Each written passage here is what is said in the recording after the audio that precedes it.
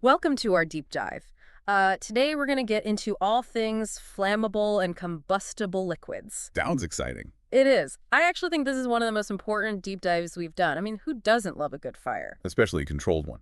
Exactly. But we want to make sure those fires stay where they belong, like, in a fireplace. Or barbecue. Right.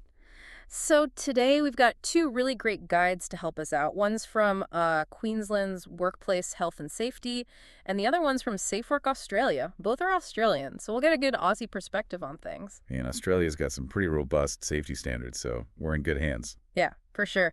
So before we get too deep into the weeds here, I think it's helpful to just take a step back and think about why these liquids are even considered hazardous in the first place. Yeah, I mean, they seem harmless enough, right? Yeah, until they're not. So, what are the big things we got to be careful about? Well, I think the main thing that makes these liquids, dangerous is their ability to ignite. Right, to catch fire. Yeah, to start a fire. And a really key concept here is what's called the flash point. Flashpoint. Okay, I've heard that term before, but can you remind me? Sure. So the flash point is basically the lowest temperature at which a liquid gives off enough vapor to form an ignitable mixture with air. So, it's how easily it can go poof. Exactly. So if a liquid has a low flash point, like, say, gasoline, it's going to be much easier to ignite than something like diesel fuel, which has a much higher flash point. Okay, so that's basically the difference between flammable and combustible, right? The flash point. Exactly. Flammable liquids, those have a flash point below 37.8 degrees Celsius. Okay, While combustible liquids have a flash point that's at or above that temperature. gotcha. And you know what? Just thinking about that temperature, it's not that high, right? Not high at all. A hot day could easily reach that. Absolutely. And that's why, understanding these classifications is so important. Yeah. It really helps determine how you're going to store and handle these liquids safely. Yeah, that makes total sense. Now, I noticed that both of the guides we have today are from Australia. Like I mentioned, the Aussie perspective. Yep. Are the regulations that drastically different from other parts of the world? While the actual specific regulations, those might differ a little bit from country to country. Right. The fundamental principles of, flammable and combustible liquid safety, they're pretty much universal. Okay, good. And what's great about Australia, they offer a really comprehensive framework for understanding these principles. Okay. So that's why we're, using their guides as a good foundation. Yeah. Starting point. Okay, that makes sense. Now, I'm looking at the Queensland guide here, and they mentioned this thing called the GHS. Oh, yeah, the GHS. Oh, what's that all about? So GHS stands for the Globally Harmonized System of Classification and Labeling of Chemicals. Okay, a mouthful. It's a bit of a mouthful, but basically it's an international standard that aims to make it easier to understand the hazards of chemicals no matter where you are in the world.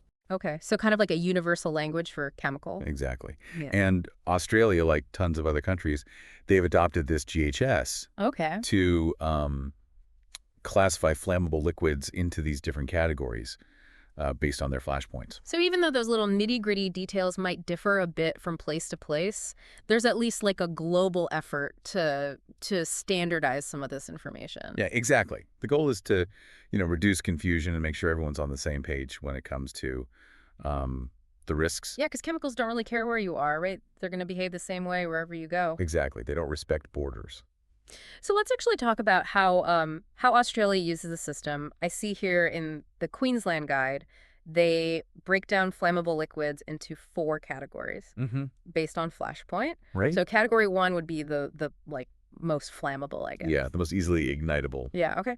And then all the way up to category 4, which would be the combustibles. Yeah. Those with higher flash points, you got it. Okay. So where would something like diesel fuel fall in this system? That's a good question. Because I'm picturing those big trucks on the highway. Yeah, lots of fuel there. Okay. So interestingly, diesel fuel, even though it's a fuel, it's actually classified as a Category 4 combustible liquid in Australia. Oh, really? Yeah, because its flash point is relatively high. It's above 55 degrees Celsius. Huh. Okay, so I guess even though it's considered less flammable than something like gasoline, you still got to treat it with respect. Oh, absolutely. There's still strict regulations on how you store and handle it. So it's not like you can just leave a jerry can of diesel out in the sun and it's fine. No, definitely not. You still need those precautions. Yeah. And I think that really emphasizes how we can't really underestimate the risks associated with any of these liquids. Right. Whether they're flammable or combustible, it's like, don't take chances. Yeah, exactly. Now, speaking of precautions, I'm looking here, and Australia has something called the Australian Dangerous Goods Code.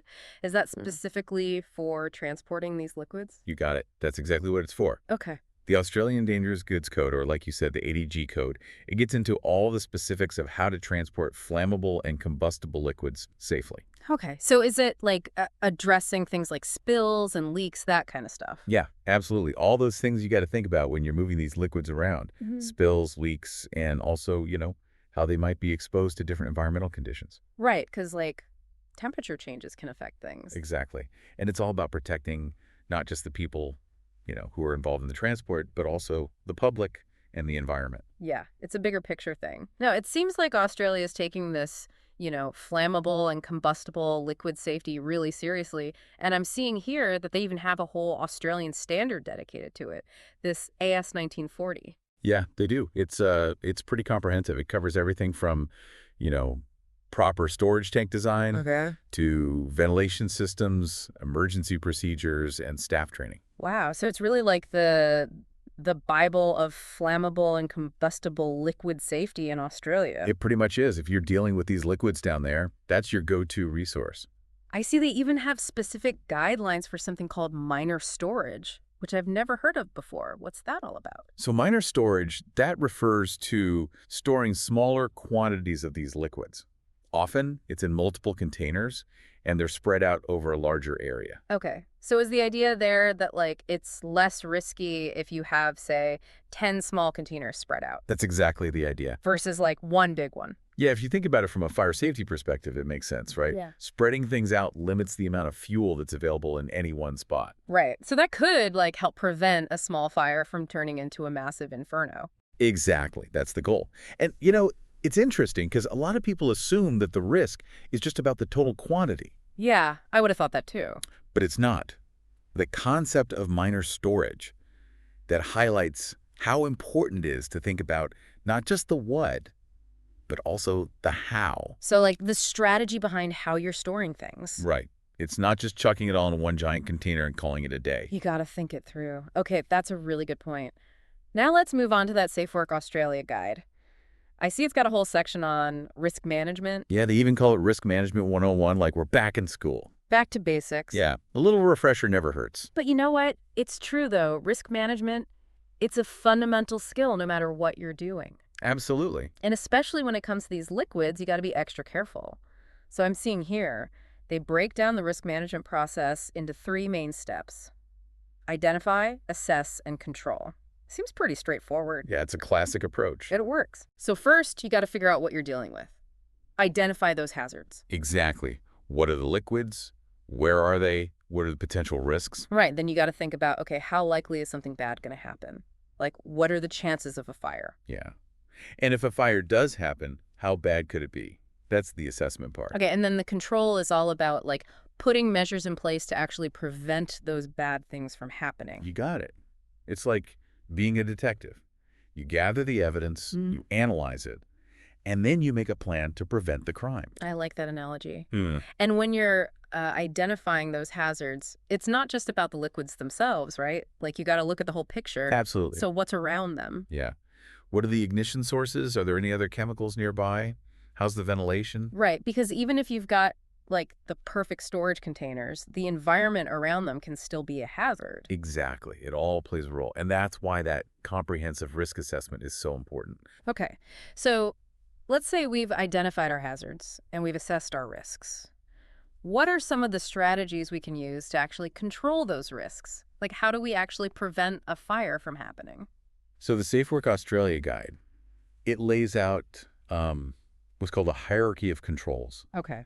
starting with the most effective and then working our way down. So it's like, here's the best option, but if you can't do that, here's the next best thing, kind of thing. Exactly. It's a step-by-step approach to minimizing the risk. So what's the top tier, the most effective level of control? The best way to control a risk, eliminate it completely. So just get rid of the flammable and combustible liquids altogether. If you can, yes. That's always the ideal scenario. If you don't need it, dispose of it safely. And even if you do need it, see if you can reduce the quantities you're storing. Keep it to the bare minimum. Yeah, less is more in this case. Exactly. And always, always keep those storage areas clean. Get rid of clutter, especially anything that's combustible. Right, because that's just adding fuel to the fire, literally. Exactly. No pun intended. Okay. But I imagine there are a lot of situations where you just can't eliminate these liquids entirely. Like, what if you need them for your work or something? Yeah, that's definitely a reality for a lot of people. So if you can't eliminate the hazard completely, the next best thing is to substitute it with something less hazardous. So, like, find a safer alternative. Exactly. So for example, if you're using a solvent-based paint, could you switch to a water-based one instead? Right. So you're still able to get the job done, but you're significantly reducing that risk of fire. Yeah, that's the goal. Now, are there any potential downsides to substitution we should be aware of? That's a great question. And yes, there can be. So, while a substitute might be less flammable, it could have other risks. Right. Maybe it's more corrosive, maybe it's got a different health hazard. So it's really important to evaluate that new material thoroughly. So you're not just trading one problem for another. Exactly. You don't want to jump out of the frying pan and into the fire. Right. You always have to weigh those pros and cons, make sure that substitute is actually a safer option overall. Yep. Do your research. Okay. So elimination and substitution, those are the top two control measures. What happens if we can't do either one of those? Well, then we move down the hierarchy to isolation. Isolation. Yeah, this is all about separating those flammable or combustible liquids from anything that could ignite them. Okay, so like people, obviously. Yes. People, ignition sources, and even other chemicals that might not play nicely together. Oh, right. Some chemicals can react violently with each other, can't they? They can. It's like a chemical turf war.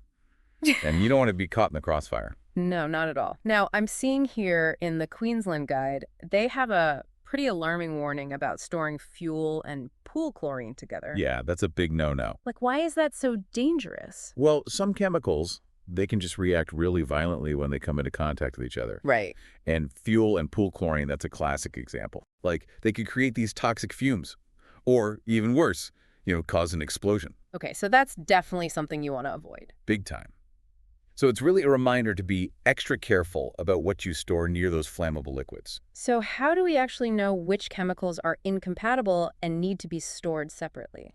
This is where those safety data sheets come in. The SDSs. Oh, yeah, the SDSs. Every hazardous substance, it should have one of these. Okay. And it's going to tell you all about its properties, the hazards, safety precautions, including those incompatible materials. Okay. So the SDS would tell us, for example, how far away we need to store our gasoline from our pool chemicals. Exactly. It'll give you specific distances, guidance on safe storage. So it's like each chemical has its own little personal space bubble, and we got to respect that. That's a great way to put it. And those SDSs, they're a gold mine of information. Right. A safety Bible. Pretty much. Yeah. They're going to help you work with these liquids, safely and responsibly. Okay, so we've talked about elimination, substitution, and isolation. What are the next levels of control in this hierarchy? So if those first three aren't enough to fully manage the risk, then we move on to what's called engineering controls and administrative controls. Okay, those sound a bit more complicated. Can you break those down for me? Sure. So engineering controls, those are about making actual physical changes to the environment Okay. to reduce those risks. So think about things like ventilation systems to get rid of those flammable vapors. Okay. Or what's called bunding, which is basically a containment area around a storage tank. Ah, so if there's a spill, it's contained. Right. It prevents it from spreading. Okay, so it's like designing the space with safety in mind from the very beginning. Exactly. You're building safety into the infrastructure itself. And then you have administrative controls. What are those all about? So those are more about procedures, training, and good old-fashioned signage. I bet signage is super important, especially in like a workplace where you're using these liquids every day. It's crucial. Clear, concise signs. They're a simple but really effective way to communicate those hazards. Right. Remind people about those safe handling procedures. Yeah. And give those emergency instructions, like in case of fire, break glass. Exactly. Yeah. And of course, you can't overemphasize the importance of training. Right, training those employees. Making sure they know how to handle these liquids safely, how to use that safety equipment, what to do in an emergency. Right, so it's a combination of having that right physical infrastructure and then making sure people know how to work safely within that environment. Yeah, it's like building that safety fortress, multiple layers of protection. I like that. And I'm also seeing here both guides really stress the importance of regular inspections and maintenance. So this isn't just a set it and forget it kind of thing. No way. Safety, it's an ongoing process. It's got to be a habit. Exactly. Yeah. So, are those engineering controls still working properly? Is the safety equipment in good condition? Are people actually following the procedures you've put in place?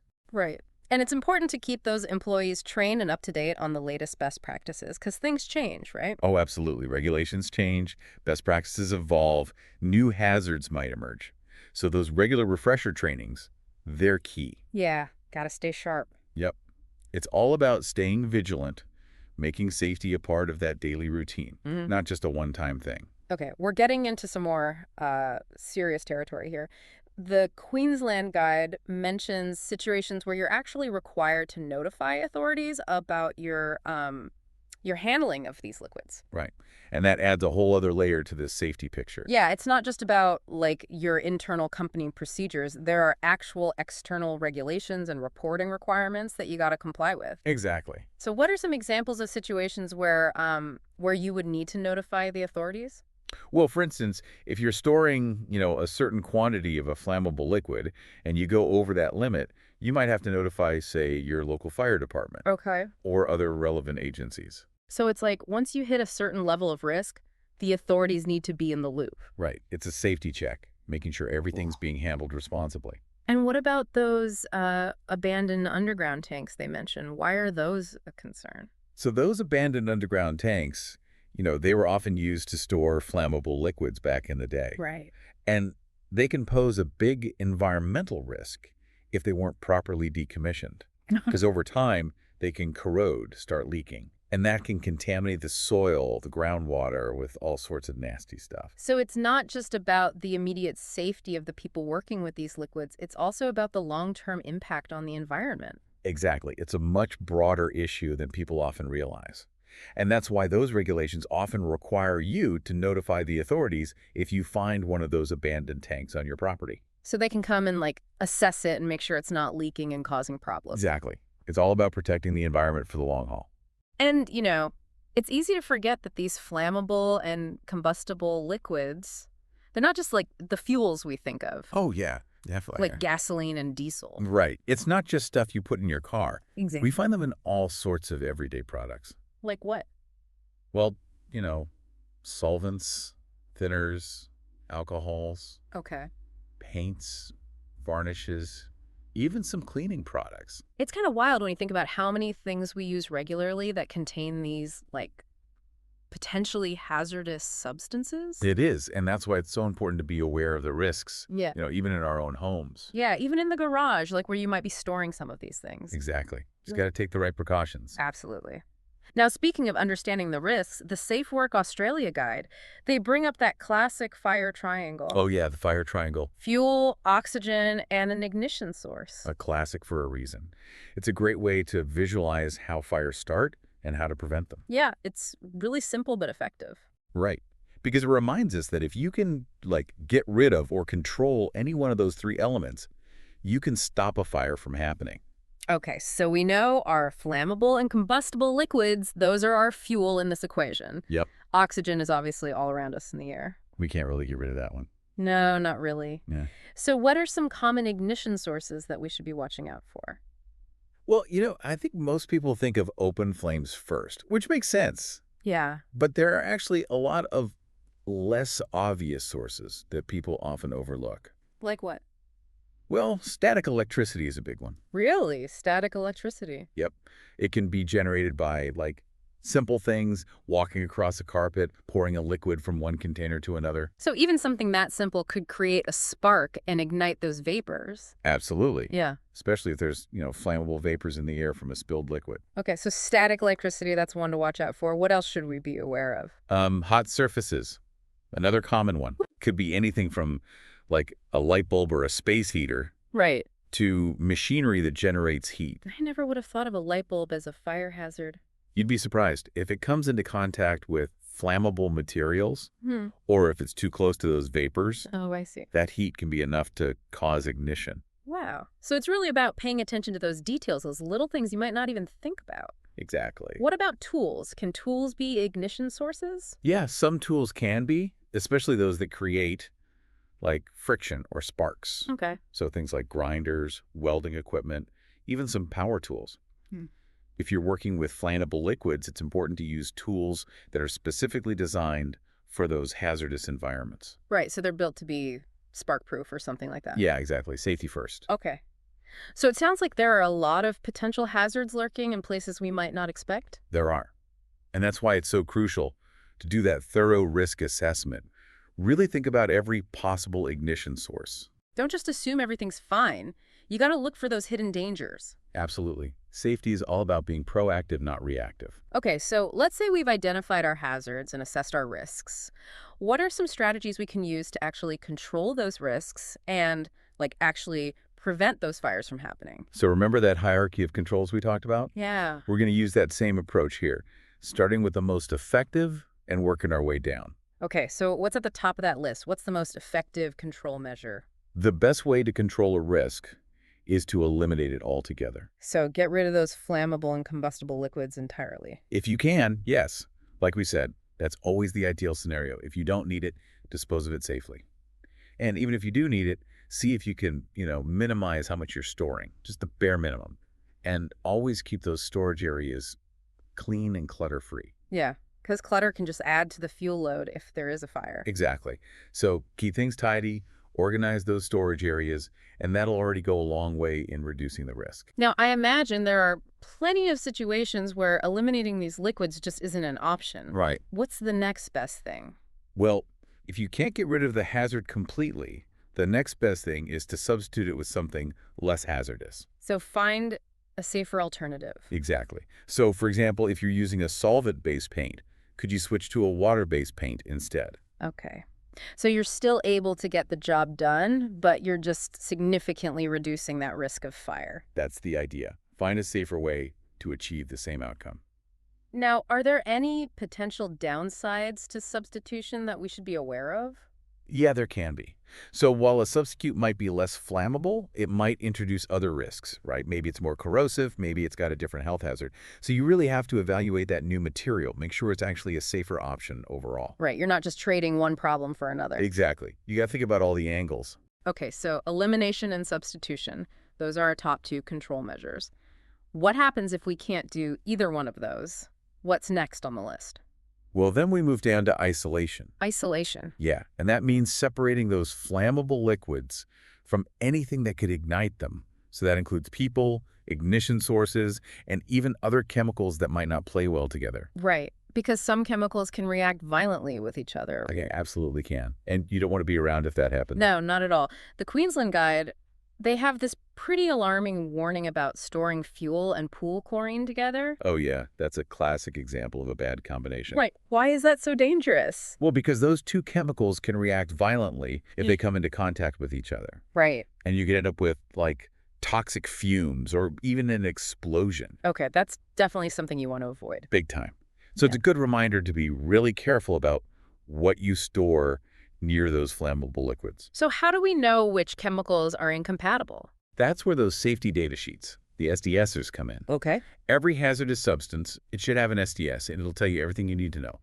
Properties, hazards, safety precautions. Including those incompatible materials. Exactly. So if you're not sure if two chemicals can be stored together safely, check those SDSs. So the SDS would tell us, for example, how far away we need to store our gasoline from our pool chemicals. Exactly. It'll give you those specific distances, those safe storage guidelines. So it's like each chemical has its own personal space bubble, and we got to respect that. That's a great way to think about it. And those SDSs, they're a gold mine of information when it comes to staying safe.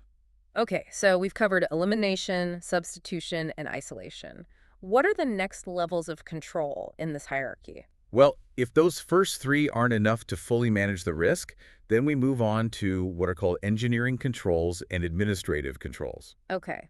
Can you elaborate on those? Those sound a bit more complicated. Sure. So engineering controls, those are all about making actual physical changes to the environment to reduce the risks. Yeah. So think about things like ventilation systems. Yeah. To remove those flammable vapors. Okay. Or what's called bunding, which is basically like a containment area around a storage tank to prevent spills from spreading. Right, right. So if there's a spill, it's contained, doesn't turn into a bigger problem. Exactly. So you're basically designing that space with safety in mind from the very beginning. And then you have administrative controls. What are those all about? So administrative controls, those are more about procedures, training, and good old-fashioned signage. I bet signage is super important, especially in like a workplace where you're using these liquids every day. Absolutely. Clear, concise signs, they're such a simple but effective way to communicate those hazards. Right. Remind people about those safe handling procedures, those emergency instructions. Exactly. And then, of course, you can't overemphasize the importance of training. Right. Training those employees. Making sure they know how to handle those liquids safely, how to use that safety equipment, what to do in an emergency. So it's really a combination of having the right physical infrastructure and then making sure that people know how to work safely within that environment. Yep. It's all about having those multiple layers of protection. You're Yeah. building that safety fortress. Love that analogy.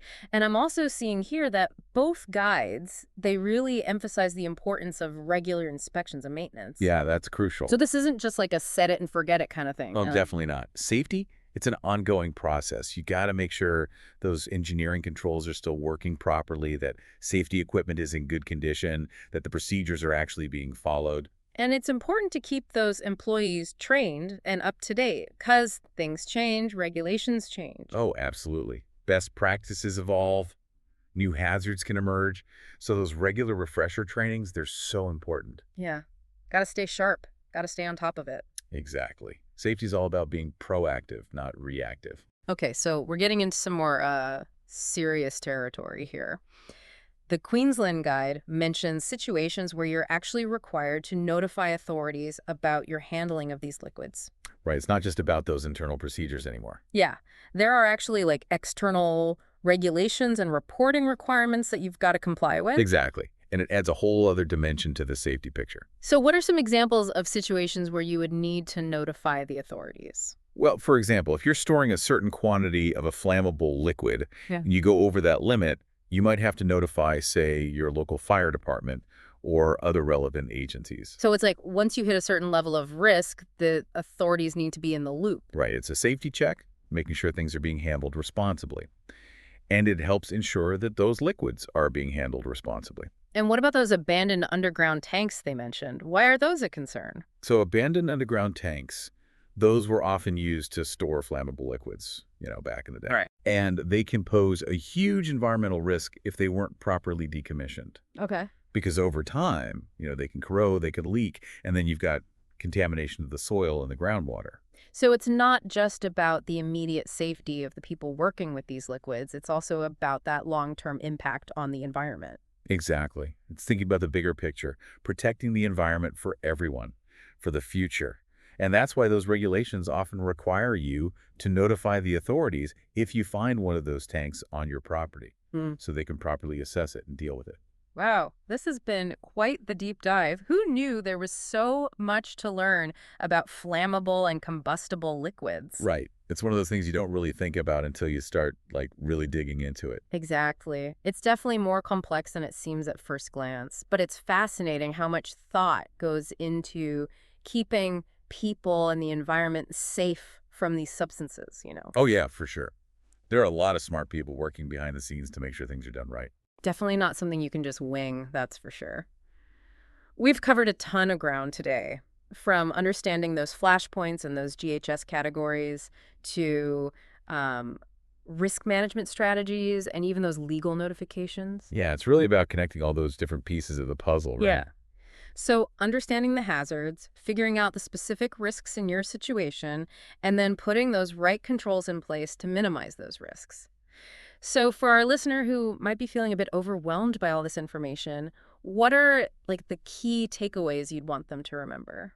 Well, I think first and foremost, it's just recognizing that these flammable and combustible liquids are way more common than people realize. Right. They're not just at the gas station. Exactly. They're in our homes, our workplaces, our communities. Lots of everyday products contain them. Yeah, it's easy to get complacent when you're dealing with something you use all the time, like, paint thinner or cleaning products. You just don't think about it. Right. But the key is to just stay aware of those potential hazards and, take those steps to manage those risks. So whether it's storing those liquids safely or um, being aware of those potential ignition sources, or even just knowing where to find and how to read those safety data sheets. That's huge. Exactly. It's about being informed, making safety a priority. Even for those like everyday tasks that we don't really think about. Exactly. Don't underestimate the importance of those little things. Yeah. And I think another important takeaway is that safety, it's not a one-time thing, right? It's not like you read a guide and then you're good to go. No, it's a constant process. It's about incorporating those safe practices into your everyday routine, staying up to date on those regulations and best practices, and always being open to learning. I love that. It's a journey, not a destination, as they say. Yeah. And speaking of journeys, these two guides that we've explored today, they're fantastic roadmaps for anyone who wants to dive deeper into this topic. They are super informative, lots of practical advice. Definitely check them out if you want to learn more, and we'll be sure to include links to those guides in the show notes. Perfect. Make it Yeah. easy for folks to find them. Exactly. Knowledge is power, as they say. The more informed you are, the better equipped you'll be to create a safer environment. Couldn't agree more. Now, for a final thought-provoking question to leave our listener with, what's one thing you can do right now to improve flammable and combustible liquid safety in your own home or workplace? Ooh, that's a good one. I think a great starting point is to just do a little assessment. Take a look around your home, your workspace, and ask yourself, are there any flammable liquids stored improperly? Okay. Are they too close to potential ignition sources? Good question. Could you improve the ventilation in that storage area? Yeah. Are those safety data sheets up to date and easily accessible? Yeah, those are all really good points. And, it doesn't have to be a huge overhaul. Even just addressing one of those questions, that could make a big difference. Exactly. Small steps can lead to big improvements when it comes to safety. Well said. And on that note, we'll wrap up this deep dive. Thanks for joining us, and until next time, stay safe and stay curious.